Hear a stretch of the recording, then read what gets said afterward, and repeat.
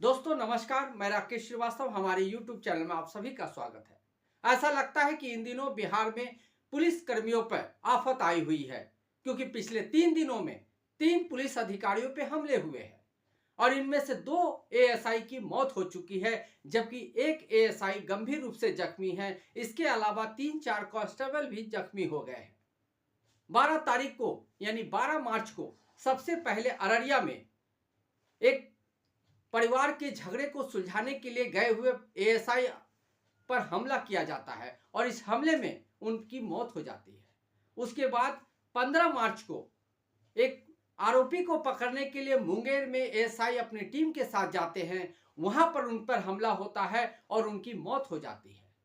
और 15 मार्च की ही शाम 7 बजे भागलपुर के कहलगांव में एक बच्चों के झगड़े को सुलझाने के लिए गए पुलिस अधिकारियों पर वहां की भीड़ ने हमला कर दिया। इस दौरान ASI के अलावा 3-4 कांस्टेबल भी जख्मी हो गए हैं। सवाल ये उठ रहा है कि आखिर बिहार में ये हो क्या रहा है? बिहार में पुलिस कर्मियों पे लगातार हमले के मामले क्यों सामने आ रहे हैं? एक तरफ बिहार की राजनीति चरम पे पहुंची हुई है, क्योंकि अक्टूबर नवंबर में विधानसभा के चुनाव होने हैं। दूसरी तरफ पुलिस अधिकारियों पे लगातार हमले के मामले सामने आ रहे हैं।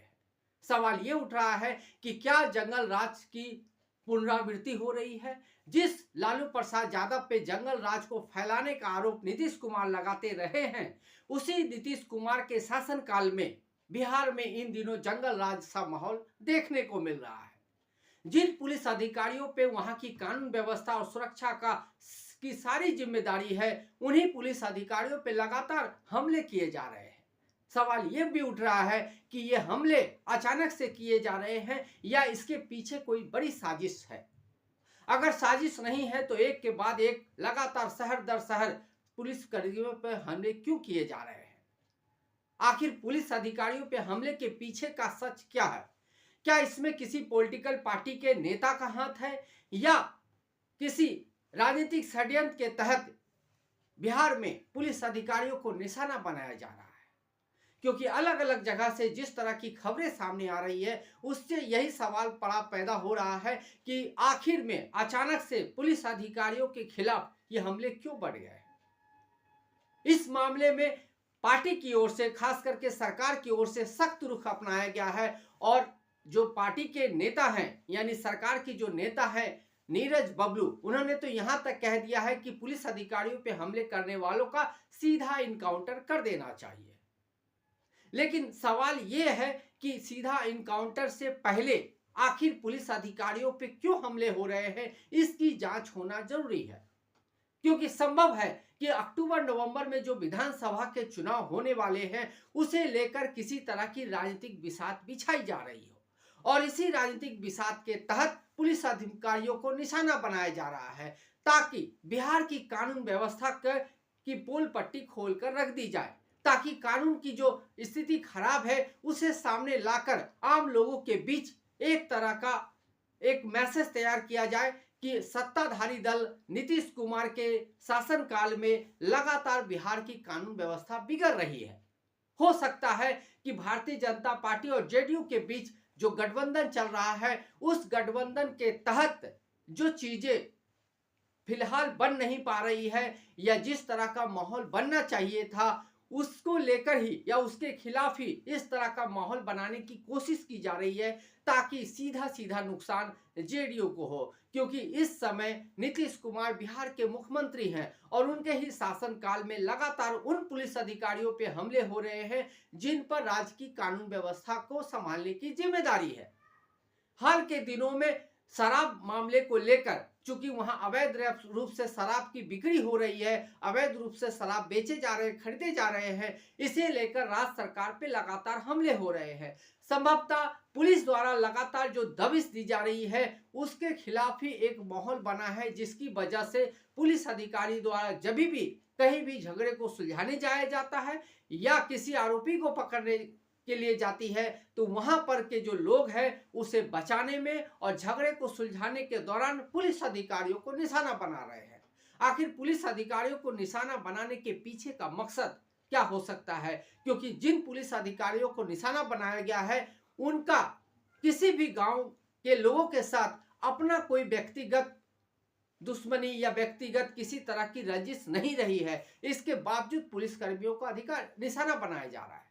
सवाल यह भी उठ रहा है कि क्या जो बिहार में कानून व्यवस्था की स्थिति लगातार बिगड़ रही है, जिस तरह से राजनीतिक हत्याएं हो रही है या जिस तरह से अपराध की दर बढ़ी है, उसे लेकर आम लोगों के बीच एक ऐसा माहौल बन गया है कि जो कानून व्यवस्था की स्थिति संभालने वाले पुलिस अधिकारी है वो काम नहीं कर रहे हैं। इसी वजह से उनके अंदर एक गुस्सा पनप रहा है। अभी कुछ दिनों पहले की बात है, गया में एक ज्वेलरी शॉप में दिन दहाड़े डकैती की घटना को अंजाम दिया गया।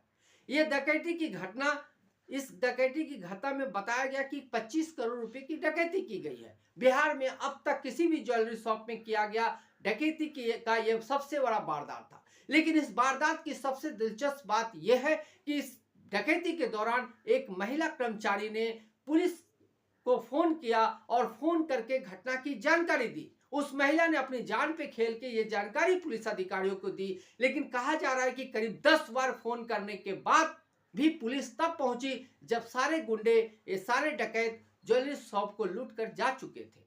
तो पुलिस के काम करने का ये तरीका है और पुलिस के खिलाफ जो माहौल बन रहा है, संभवतः इसी की परिणति हो सकती है। इसके बावजूद बिहार में जिस तरह की स्थिति बनी हुई है या जिस तरह का पॉलिटिकल माहौल बना है, उसे लेकर यह कहना मुश्किल नहीं है कि बिहार में फिर से एक बार जंगल राज की वापसी हो रही है। इसे लेकर राष्ट्रीय जनता दल की तरफ से, दूसरी पार्टियों की तरफ से, कांग्रेस की तरफ से लगातार सरकार पर निशाना साधा जा रहा है और इसका जवाब मांगा जा रहा है। लेकिन इसी बीच जिस तरह से इस मामले को लेकर नीतीश कुमार की चुप्पी बनी हुई है, जिस तरह से नीतीश कुमार एक्टिव नजर नहीं आ रहे हैं, उससे भी सवाल खड़े हो रहे हैं। क्योंकि नीतीश कुमार इन दिनों सिर्फ इसी बात पे जोर दे रहे हैं कि किसी तरह से उन्हें एनडीए गठबंधन की तरफ से बिहार के सीएम फेस के तौर पे पेश किया जाए। लेकिन फिलहाल भारतीय जनता पार्टी इस बात की मूड में नहीं है कि उन्हें सीएम के तौर पे प्रोजेक्ट किया जाए। भारतीय जनता पार्टी की तरफ से ये तो जरूर कहा जा रहा है कि नीतीश कुमार के चेहरे पे ही चुनाव लड़ा जाएगा, लेकिन वो मुख्यमंत्री बनेंगे इस बात की गारंटी नहीं दी जा रही है। कहा जा रहा है कि चुनाव के बाद जिस दल की जैसी स्थिति रहेगी उसके हिसाब से सीएम के पद को घोषित किया जाएगा। इसी वजह से नीतीश कुमार का सारा ताकत या सारी ताकत आप कह दे तो फिलहाल इसी बात में लगी है कि किसी तरह से उन्हें सीएम के तौर पे प्रोजेक्ट किया जाए। लेकिन दूसरी तरफ गठबंधन की तरफ से उन्हें दोबारा मौका देने की एक पहल जो होनी चाहिए थी वो नजर नहीं आ रही है। इसी वजह से राज्य पर ध्यान कम है और पॉलिटिक्स ज्यादा हो रही है। नवंबर में जो विधानसभा के चुनाव होने हैं उसे लेकर जेडीयू और भारतीय जनता पार्टी के बीच भी तलवारें खिंच गई है, क्योंकि 2-3 ऐसे मौके आए जब दोनों तरफ के जो नेताओं के बयान हैं उसमें विरोधाभास नजर आया। एक औरंगजेब के मामले में जिस तरह की बयानबाजी हुई और भारतीय जनता पार्टी ने जिस तरह से औरंगजेब को पूरी तरह से क्रूर शासक घोषित करने की कोशिश की, उसे काउंटर करते हुए जेडीयू के कई नेताओं ने उसे अच्छा शासक बताने का प्रयास किया। वहीं दूसरी तरफ अभी हाल ही में बागेश्वर बाबा जो पहुंचे हुए थे बिहार में, उन्होंने हिंदू राष्ट्र बनाने की घोषणा की और हिंदू राष्ट्र कहने की घोषणा की। इसी बात को लेकर जेडीयू की तरफ से इस पर पलटवार किया गया और कह दिया गया कि संविधान में जो डॉक्टर बाबा साहब आम्बेडकर थे उन्होंने धर्मनिरपेक्ष राज्य की घोषणा की है, इसलिए हिंदू राष्ट्र का जो ये कॉन्सेप्ट है ये पूरा नहीं हो सकता है। इसी तरह से एक और मामले में जो बयान आए वो विरोधाभासी बयान थे। तो इसलिए बिहार में जेडीयू और भारतीय जनता पार्टी भले साथ में मिलकर चुनाव लड़ने की बात कर रही है, लेकिन दोनों के बीच में विरोधाभास और दोनों के बीच अंदर खाने जो संघर्ष देखने को मिल रहा है, इसका असर बिहार के जो शासन व्यवस्था है या जो कानून व्यवस्था है उस पर पड़ रहा है। क्योंकि बिहार में जो कानून व्यवस्था है उस पर नीतीश कुमार पूरी तरह से फोकस नहीं कर पा रहे हैं। यही वजह है कि लगातार जो आपराधिक वारदातें हैं वो बढ़ती जा रही है। अब पिछले 3 दिनों से पुलिस कर्मियों के खिलाफ हमले के घटने बढ़ गए हैं और इसे लेकर तमाम तरह की राजनीति भी शुरू हो गई है। लेकिन आने वाले दिनों में ये जरूर समझना और इस बात की जांच करना जरूरी होगा कि आखिर इन पुलिस कर्मियों पे हमले क्यों हो रहे हैं, क्योंकि आने वाले दिनों में संभव है कि 2-4 घटनाएं इसी तरह की और हो सकती है, उसके बाद बिहार में या बिहार के बारे में जो लोगों की सोच बदली थी वो वापस से जंगल राज वाली सोच वापस आ सकती है। इसलिए जरूरी है कि नीतीश कुमार इस बात को गंभीरता से ले। आज के लिए बस इतना ही। अगर आप हमारे श्रोता हैं तो आप हमें जरूर लाइक और सब्सक्राइब करें। तब तक के लिए नमस्कार।